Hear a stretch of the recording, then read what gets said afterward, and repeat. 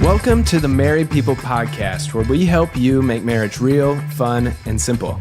Each week, we have honest conversations about one simple thing that can make your marriage better. Because when your marriage is better, everything's better. I'm CJ, and I'm excited to be joined by our resident newlywed, Afton. Hi. Our 23-year marriage veteran. He's an author, speaker, and the director of marriedpeople.org, Ted Lowe. Hey, everybody. And joining us again this week, we have podcast producer Robert with us. It's 2 episodes in a row that I can talk. I know. It's unprecedented. And today on the Married People Podcast, we're continuing a conversation about the question, how do we prepare our marriage for our first baby? So this is, again, part 2 of a conversation. If you missed part 1, definitely go back and listen to that one first. It's going to give you a little bit more context for what we're diving into today. But the hope is that, hey, you listened to part 1, you talked with your spouse about some of those questions that we brought up last week.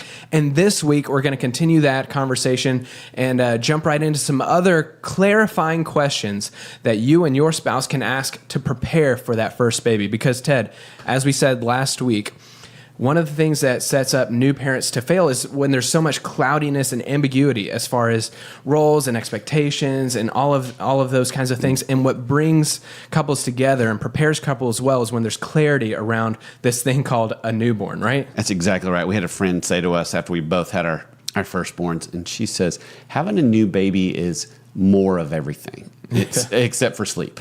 She goes, it's more joy, it's more excitement, it's more laughter, but it's also more exhaustion, more frustration, more disconnection. It's a mixed bag of tricks, but I think, like we said last time, if we get clear on some things, it's really, really helpful going into this thing that you're not having these major conversations, in the middle of the night or when someone's exhausted. If you can have some of them beforehand, and there'll need to be questions you keep asking once baby's here, because reality is a whole different animal. But it's good to start these questions. So you don't now. just ask these questions one time and you're done, and you've got parenting. It's the same thing when you adopt your first dog. You have to have a lot of conversations about like who's going to deal with the poo, who's going to feed him in the middle of the night, like all the Who's same going to things. take the newborn baby outside to go to the bathroom, right? Right. Yes.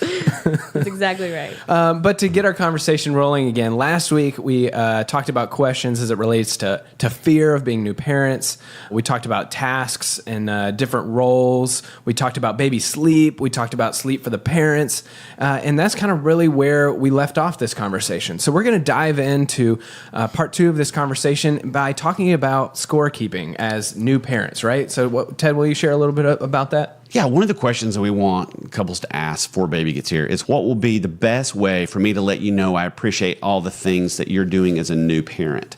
And the reason I want to ask that question is what happens a lot of times, not always, but a lot of times when the baby's here, is a lot of scorekeeping. And a lot of times that's not in favor of our spouse. Helpful though. Like if you created a scoreboard, you put it up in your house, and then every time you change a diaper, you got to put a tally mark. You get to see who wins and who's the best parent.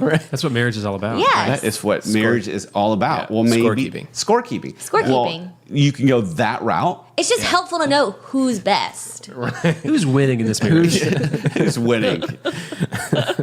I love this. So that's a great suggestion, Afton. Thank you. We will consider that. But we're actually going the opposite route with this conversation. Yeah. To say we would toy with a different approach than Afton's on this whole scorekeeping thing is, when you think about the one that's staying at home, whether it's mom or dad, I mean, they go through a lot during the day. And a lot of them have come home from work for the first time, and they're not talking to adults. They're not talking to the big people anymore. They're getting puked on. They've got fussy babies. Sometimes they've got colicky baby. They don't know what the heck they're doing, especially with this first one.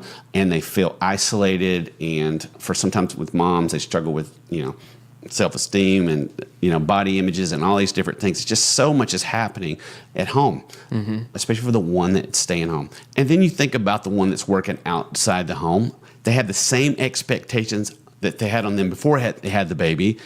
Now they're more exhausted than ever because of less sleep. And there's so much more to do at home than there was before. And then a lot of times they feel this need to provide, especially if they move from a dual income to a single income. That's huge. And they reconnect at the end of the day. And I think there's this dynamic of, you think you had a bad day, you ought to had my day. And so there's a lot of scorekeeping because, and I feel like during this time, we have this perfect understanding of how hard our lives have become, harder they have become. We sense that, we feel it, it feels huge, it feels overwhelming on both sides of the coin. And so we see how much our lives have changed, that sometimes we can forget how much their lives have changed. So I Yeah. think it's one of those things. Scorekeeping doesn't work anytime in a marriage, but when we're both exhausted in the beginning, it's a really damaging thing for a lot of relationships. So I think one of the things we can kind of swap that is say, let's remember we're on the same team. You know, scorekeeping requires two separate teams, and we're not doing that. And asking the question, what's of each other before the baby gets here and afterwards, what is the best way for me to let you know that I appreciate all you're doing as a new parent? Does that make sense? That's a good question. That just kind of levels the playing field a little bit. It removes the scoreboard because it's no longer a competition. And I think one of the things that I'm trying to do right now is have a lot more empathy because, again, I'm not going through the pregnancy. My wife is. And so she's feeling all the things. And obviously that's going to change once the baby actually gets here and there's a lot more responsibilities on our hands. But I'm trying to have empathy now. And one of the things that she told me last night was she's trying to get better at gratitude and thanking me when I do some of the extra things around the house, like do an extra load of laundry or unload the dishwasher or something like that. She's trying to say thank you a lot more, which helps make a difference, and it helps encourage me to be more empathetic. And so it can be a very positive cycle, or you can go the negative way very easily and be in a negative cycle. Right. Yeah. Well, and let's be honest. Typically, moms, if we are keeping score, they're winning, whether they're at home or at work. I mean, in terms of the responsibilities, they're, you know, Robert, to your point, you know, what's rewarded is repeated. You know, I think it's those things of going, we could probably get up in front of a court of law and convince other people of our peers and family, look how much more I'm doing, and you'd probably be right sometimes, but nobody's winning. I think we affirm each other. We acknowledge how difficult it is for the other one. Thank you for doing that extra load of laundry. It's just catching each other doing something right. It's really important during the season because it's hard to do because we are just feeling so focused on ourselves because it's so hard. Yeah. Right? And scorekeeping, you know, divides the relationship, and affirmation and appreciation just brings you closer together. Totally. All right, Ted. So that's a great clarifying question. So what's the next category? What's the next question that couples can be asking before the baby arrives to stay on the same page? Yeah, this is a tough one sometimes, but how do we plan to handle intimacy once the baby arrives? You know, and that's the sexual, physical connection with each other. Like, what does that look like? You know, because once baby's here, there's exhaustion and there's stress. That just kills the intimacy a lot of times for new parents. You know, a lot of times sex can be the furthest thing from your mind. You know, there's the typical, and I don't know if this is still the case. I know back in the day, you were told you had to wait 6 weeks before you could have sex again. But intimacy, And you're just both very tired. you're both exhausted, especially for moms, and especially for moms that are breastfeeding. I mean, that's a very physical thing from her. I know as being married, have 3 teenagers now. I can remember those times. My wife was like, I've had somebody attached to me several times a day. Like, touch was not, she's already not a huge physical touch person. And for her, it was really, really tough.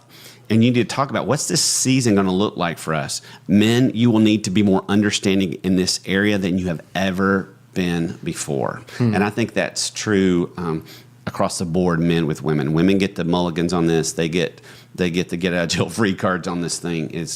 We need to, as men, have a lot of grace in this area. Very sensitive, very loving, like never before. Ask lots of questions.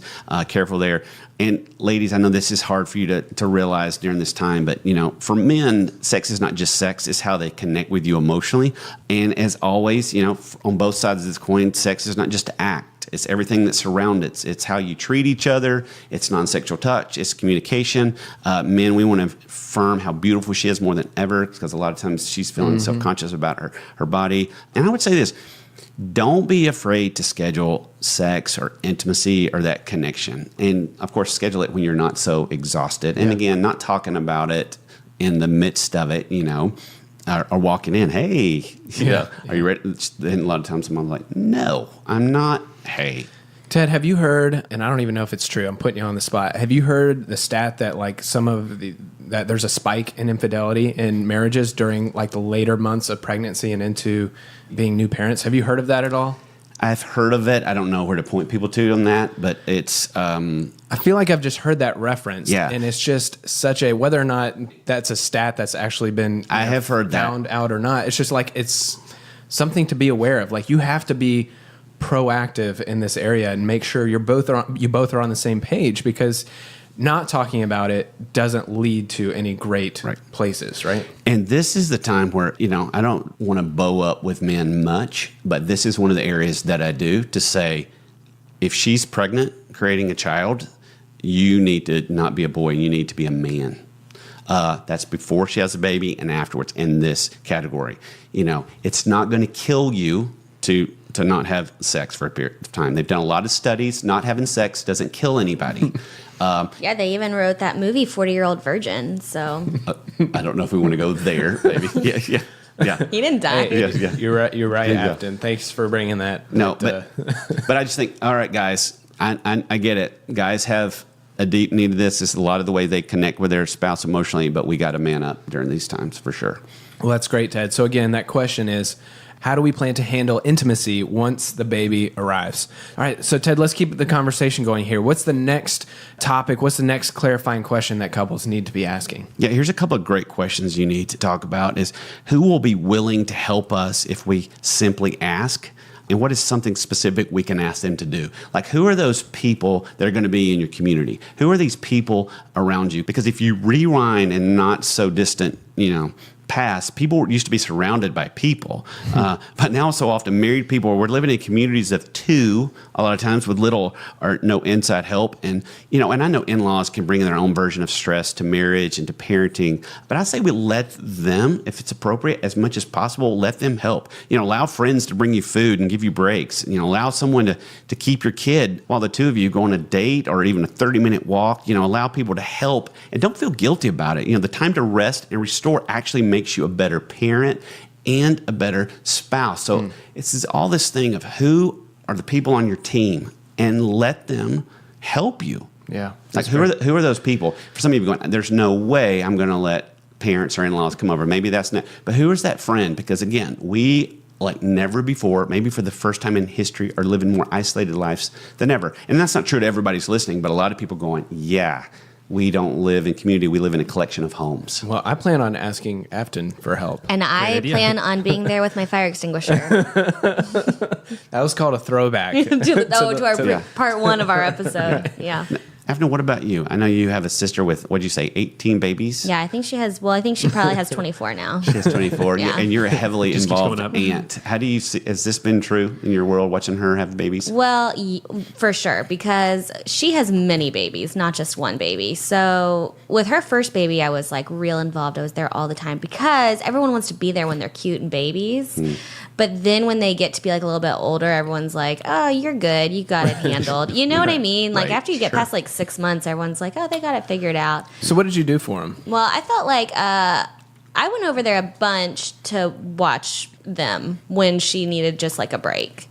So, and even like in this last year, she just had another baby, obviously. And she got like really sick. There's this weird thing you can get, and I'm not going to go into all the weird stuff that happens after you have baby. And like, but she got really, really sick. It's almost like having the flu, but it has to do with other things that are weird and whatever. So she like called me at work and she's like, I cannot get out of bed. And like her husband was out of town. And so it's one of those things where, like, especially when you're a relative, you just kind of drop everything and go over there. And yeah, I mean, there's just times where like they just need you and they just need someone else around. And I'm always fine being there with all the children. There's just so many of them that you just have your hands full and they just need a break. Right? That's the thing. I mean, how many times have we said, hey, let us know how we can help? And we want to help. But there's something about us. I don't know if it's our culture pushing us toward independence or what it is. That, no, we've got it, or we don't want to bother people. Allow them to give you breaks because your body needs it, your heart needs it. And in terms of connecting as a married couple, if you're going to have any time together, especially in those first few months, you're going to have that help. And honestly, sometimes just taking a 30-minute walk is a big deal. And sometimes if you're the one watching them, you just have to lie because like my sister left me with her firstborn like when he was like a week old and maybe a week and a half. Or he was brand spanking new.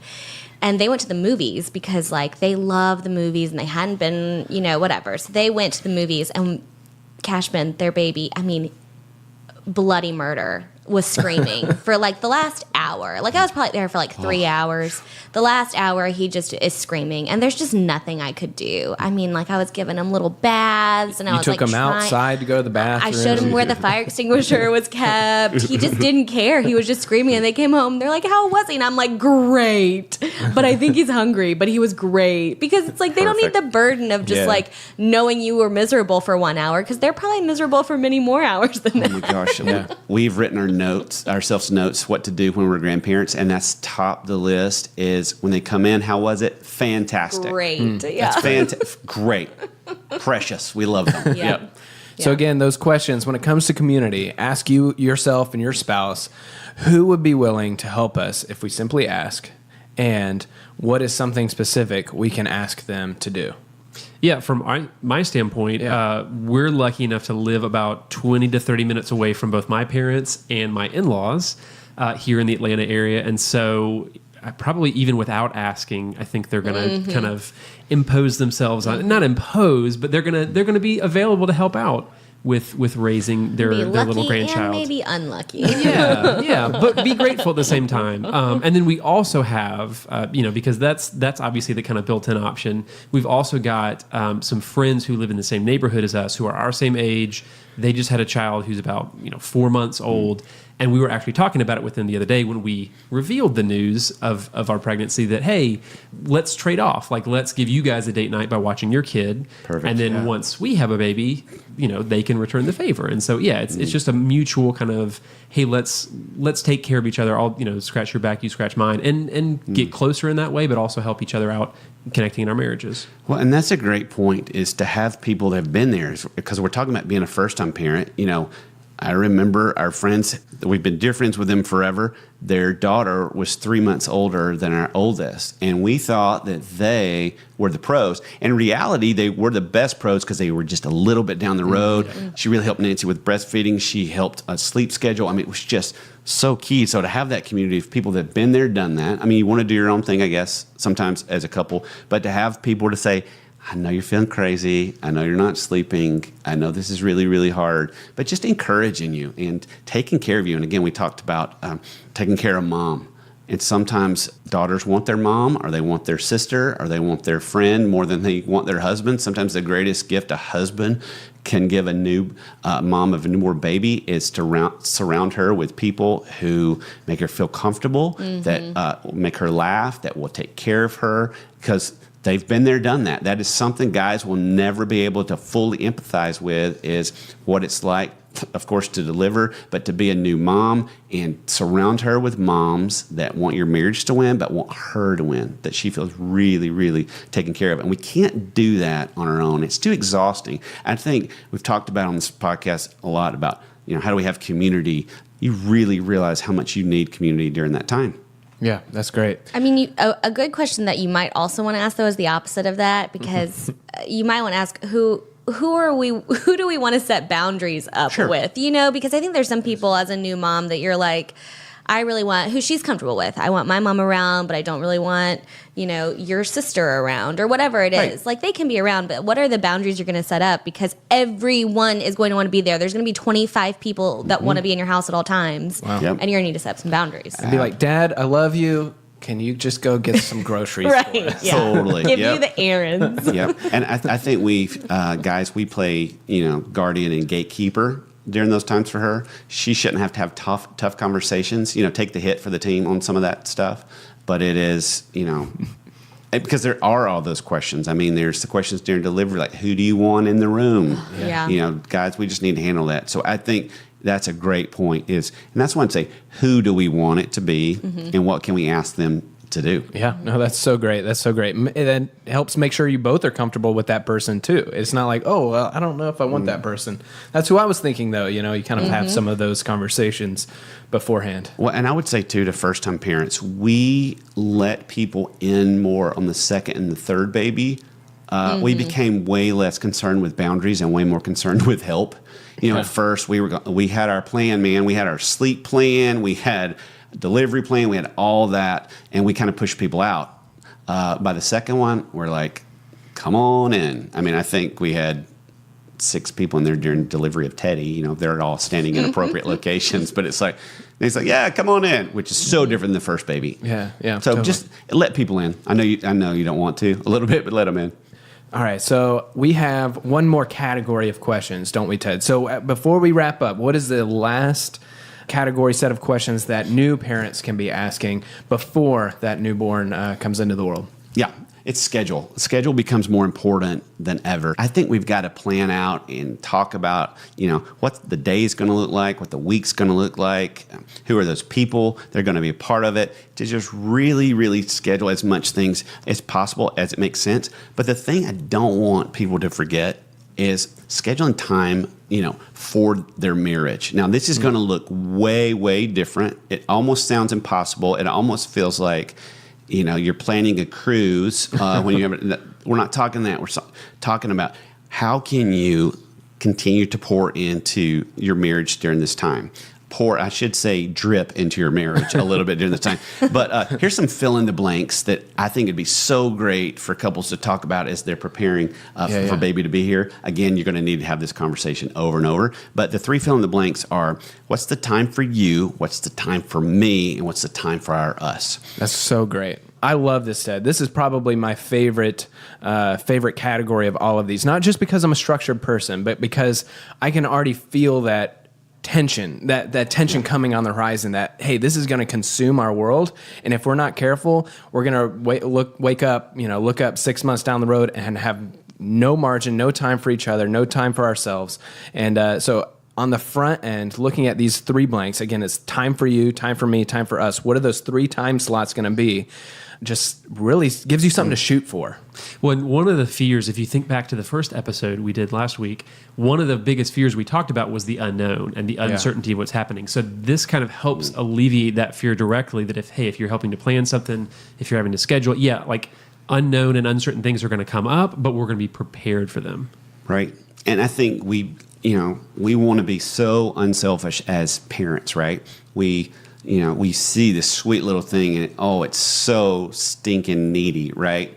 It's just, it needs you so much. So we want to be, very unselfish, but part of being unselfish to them is giving them, parents who are taking care of themselves individually, but also as a couple.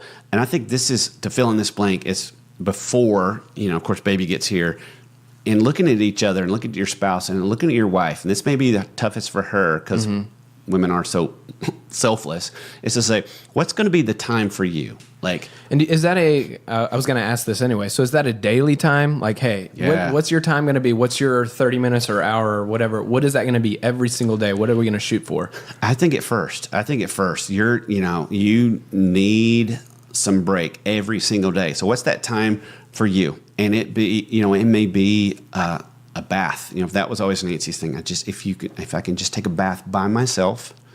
In other words, I don't want you in here. I don't want anybody in here. I don't want any knocking on the door. Like, if I can just have a bath. And it wasn't really even a long one, but that was what she wanted. And I'm like, oh, I can make that happen. But asking that of your spouse. And guys, we really need to push it, with future mom, because she's like, what are you talking about? Maybe through the excitement or through feeling overwhelmed with what it's going to be, but to really say what's going to give her a little bit of break. Afton, I'm assuming Netflix is always going to make the list. Yeah, probably Netflix for me. Yeah. It's time for me. Afton's like, I just need 8 hours a day to myself. I'm not asking for anything that much at all. It's like not even half of a day. Scheduling, this whole idea of scheduling just seems like the worst thing in the world to me. But Afton, you're scheduling time for you. Yeah, but then you also have to schedule time for your spouse. Making a schedule is hard anyway. I mean, it's just one of those things I dread, making schedules. But I think when you have a baby, you already you have to be so stuck to a schedule anyway that it probably just goes right in there. Yeah, and it may, whatever works for you. Like, you may go, for you in the afternoon or whatever that time would be, is I may want a bath, I may want to do Netflix, I may want to walk. I mean, it doesn't have to be the same thing, but I think it's important to carve out a window to go, I think this will give me a little bit a sense of myself again, or a little bit of time to, to connect, just to connect with God or connect with my own brain and just get myself back together. And then there's the idea of the time for me. This one may be a little bit tougher, but I do think, we talk on the podcast a lot about, being the best version of ourselves. And when we take care of ourselves, it's good for our marriage. I think this is true here. CJ, I know you're a runner, and I think if somebody said, we're going to pull that from you for a year, or if you told somebody, I didn't run from a year because we had a newborn, no one's going to go, that wasn't smart.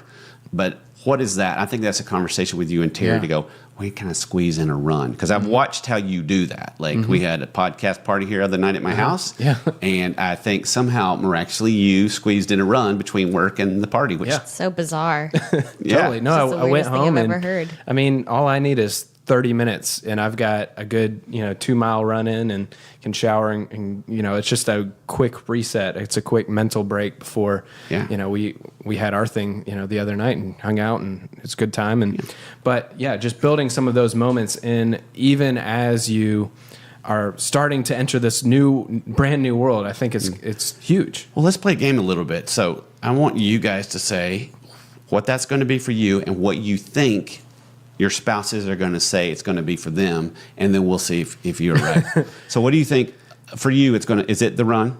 Yeah, it would totally be like a good run or a workout, like whether it's 30 minutes, 45 minutes to just go and, put on my headphones and be in a zone for a minute toward the end of the day. That's kind of that's what I do when I'm kind of decompressing for the day. That would be a total win. And I think for Terry, it'd be on the other end of the spectrum. It would be in the morning. It would be Terry making sure Terry has that moment where she can have that cup of coffee. She can sit out on the back porch and, listen to nothing but, the rain or whatever is, happening outside that day. But that moment for her is the refresh button. The screen porch time. I know you guys did the whole screen porch thing. It's awesome. Yeah. I covet your screen porch. And so for her, you feel like it's like it'd be like a 9 to 10 in the morning or 9 to 9:30. I don't know how long you get when you have a newborn, but something like that would, I think, be her time, her moment to. Well, I heard they sleep a refresh. lot, so she could probably just do that. I'm sure when that they're that's sleeping. fine. You're going to They come just home one day. sleep. She's going to be knocked out of sleep on that. I think she's exhausted. So what about you, Robert? What do you think you guys are going to get? So I think Victoria, if she could, my guessing what she would choose would either be like Afton, probably watching a Netflix show, just because that's the way she compresses, or taking a nap, depending on kind of the time of day and, if she can get that squeezed in. For me, it would definitely be reading, because that's how I recharge. I just kind of need some quiet time alone with a book. And that'll do me good. So You guys are all describing pretty doable things too. No one's asking for the sky here. What do you think, Afton? What would be asking for this guy? Like, I need 8 hours to go to Disney World for a little while? Yeah, maybe That would count. Maybe. Okay. I don't know. I don't know what would be asked for this guy because I haven't heard it from this table yet. But I feel like going, I'm glad you're giving these examples. Did 'cause you these are ask phenomenal. for this guy? What's that? Did you ask for this guy? Oh, What did you ask for? No, I knew better. I don't think we were smart enough to ask our first one. We looked back and we didn't handle that well. you didn't have this podcast, did you, Ted? We didn't have this helpful podcast to talk about this. I just remember him screaming and like, you were talking about your nephew, and I just couldn't get him sleep, and I just had to lay him down for just a second and walk away because it was, guys want to fix things. Yeah. Oh my gosh! And sometimes you can't fix a crying baby. And I mean, I was trying everything. I mean, I strapped him in that pouch and walked him around and did all this stuff. So I don't think we talked about this, and I think that's one of the reasons I'm super passionate about this particular 2 episodes, because I think if we had, it would have been way better. Because I just remember the craziness of it all. We were exhausted. Nancy probably went through a little postpartum. She was having a hard time breastfeeding. I mean, I just don't look back on it fondly, and I think it's because we were both I was trying to serve her, and of course she's serving the baby, and it was just rough. So I don't even know. I know what it would be now. I don't know what it would have been then. Probably eat cookies. I don't know. That's kind of how I was rolling. I wanted her to not gain weight on her own, so I decided to just Exactly. gain Solid Really some weight. nice of you. Yeah, I thought so. Really kind. Cookies and ice cream every night. So anyway, do you know what? For you? I don't know. I mean, Hudson would want time to like go do something that uses his brain. Like he would want to like go do something creative or write or journal or make goals for the year, like something really lame. And I would just be like, I need my me time to be just laying in my bed by myself. Right. Yeah. Nobody Fuller talking House. to me. Fuller House. No, Yeah. I'm not watching Fuller House. It was. I watched the first season, Right, obviously, but I have not continued. That's great. That's good. I think the most important thing, though, like when I've just observed people that have had babies, like it seems like it can be easy for one parent to check out if the other one's super present, and I think from what I've seen, if both of you are just making a commitment to both be present as much as possible and not, make excuses and say I have to work late and I'm coming home, I'm going, I just have seen it where I just think it works best when everyone's trying and there and there's no excuse to check out. Yeah. I know we talked about the maternal gatekeeping things, and guys tend to more. Mom wants to control things the less he does. But I think there's not one excuse on the planet for checking out as a parent. Not one, just to say it's difficult. It's hard, but I think that's a great point. After just keep trying. It never feels perfect. It never feels like you knocked it out of the park. Yeah.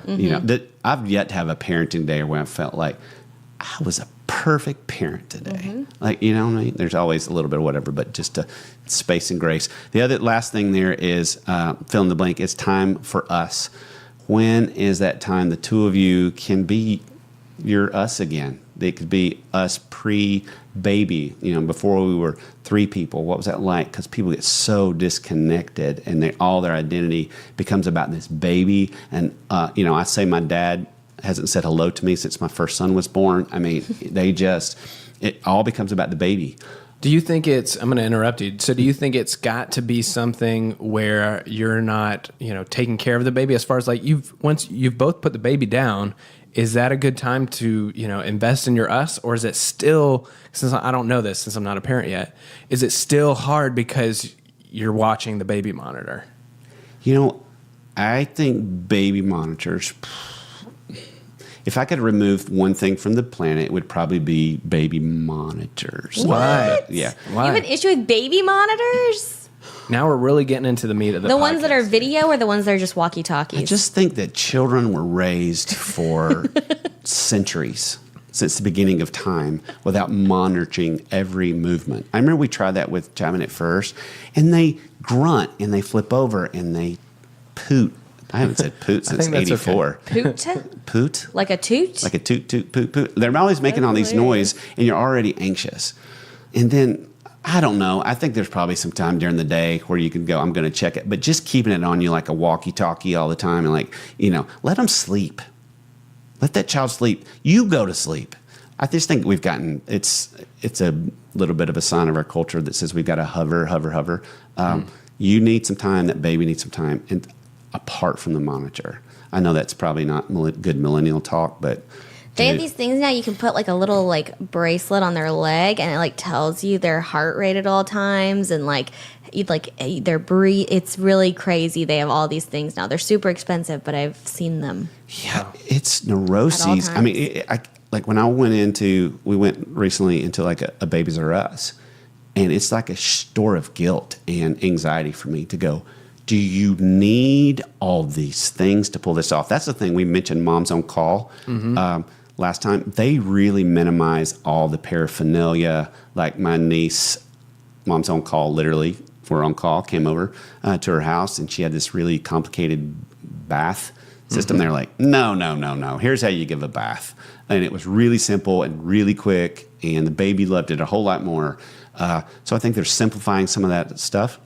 Yeah, the most overwhelmed I have been so far in this whole process was we went to Target the other day, and before this, I never went into the baby section. That was something that was a whole part of the store that I just was not, because none of the it clothes didn't register. After a certain point, yeah, you're right, CJ.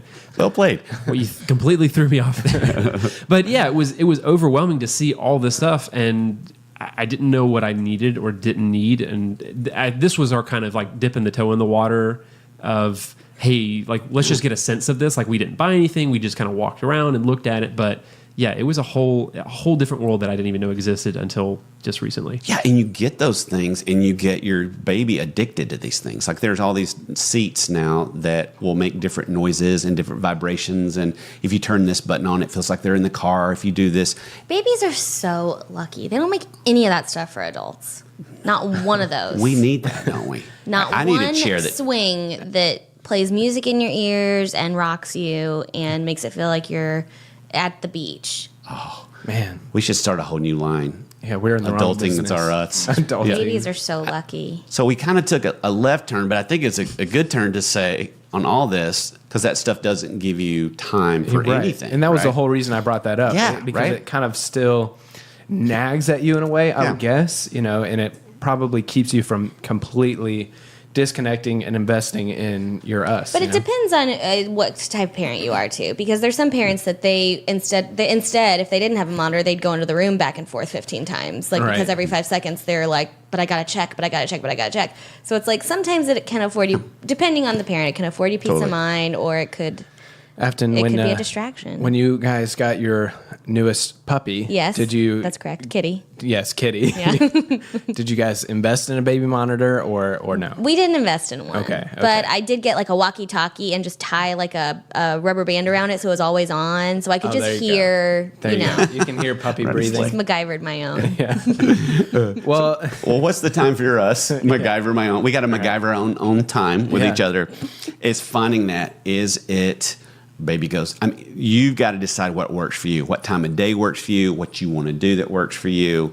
Anytime I still to this day, we'll have some kind of show that we'll watch together. Like last night, it was a little bit crazy. Been a hard day for work for her. We had kids all over our house. I knew this was all happening. We did a podcast here yesterday as well. And it was just kind of crazy. She goes, "Do you want to watch our show?"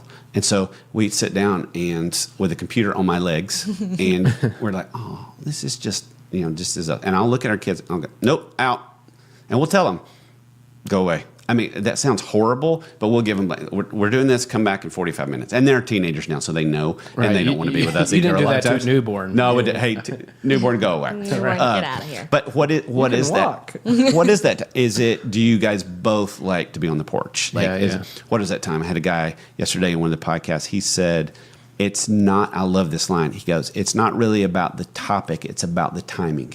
He said, "I wake up. I'm ready to go in the mornings. I'm an early riser. My wife gets up 2.5, 3 hours." After me, she gets up and I start talking about all these things. And he goes, "It never goes well." He goes, "But if we're outside on a walk, we can talk about anything." So he says, "It's not the topic, it's the timing," which I love that. And so what's the timing that's best for you guys? And what is that thing? So what do you think that thing could be for the two of you? Oh man,